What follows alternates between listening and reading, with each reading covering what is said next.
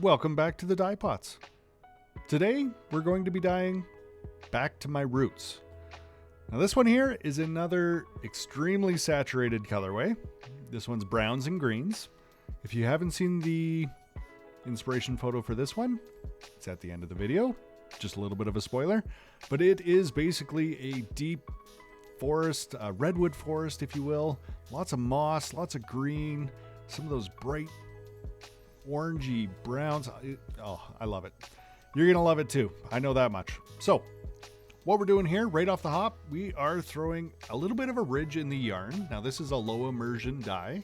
So we've got a ridge in the yarn and that's going to stop the dye from traveling too far.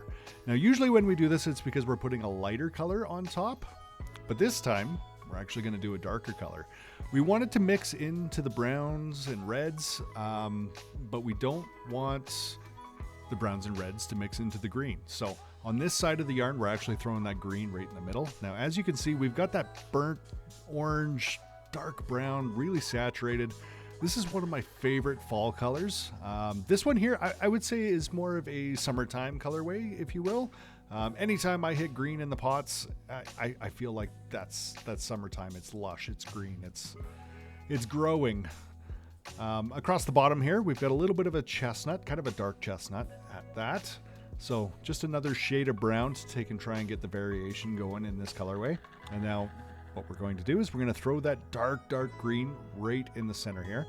Now this green, it's going to look like it's almost black, but what you get is like black on some of the yarn. See, you can kind of see the green in there. You get kind of that dark green in some of the yarn, and then in other parts of the yarn where the black is already saturated into the yarn, we start to get kind of a forest green in there. So we get quite the variation with a single dye depending on how it saturates into the yarn and how deep it goes. And this one here is incredible to see the transformation, that's for sure. Now what we're doing is we are mixing up the dye. We're pushing it down nice and deep. Again, even though this colorway is super duper saturated, we're really only hitting about 3/4 of the yarn at this point. So we're going to flip it over. There's going to be some white. I am skipping the middle. We want to basically make sure that we get that dye as deep as we can across the top and the bottom, and then we'll push down the middle and make sure that green really gets saturated in there. There we go.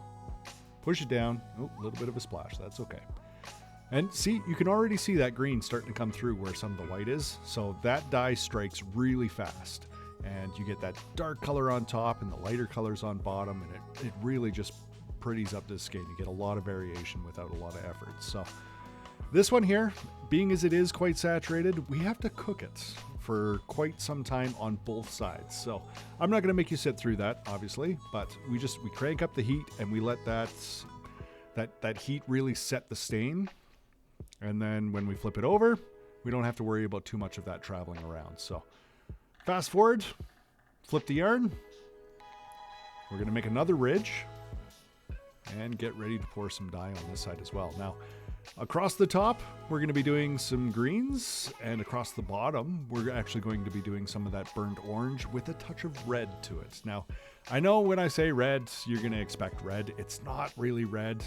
It's just, brown is orange, reds. Oddly enough, you could throw some greens in there and it really pretties up a brown as well. And basically, we're going to flip the colors on their sides. So we get quite a bit of variation in the finished product, but it's very, very saturated. So it's nice to try and get it in there nice and deep. We got those ridges in. Now we're throwing that green on top. Now this one is a little bit lighter than the green that we threw in the middle on the other side. But it really brings everything together and kind of creates that flip-flop between that dark brown and that green. Across the bottom, we're going to toss that brown, that reddish brown, that orangey brown, that burnt orange brown that I'm absolutely in love with right there. I've got this brown in so many colorways, it isn't funny. What does the fox say is kind of a variation to that, as well as, Highland Steer, Highland Coo. There's so many of these browns. Home on the Range.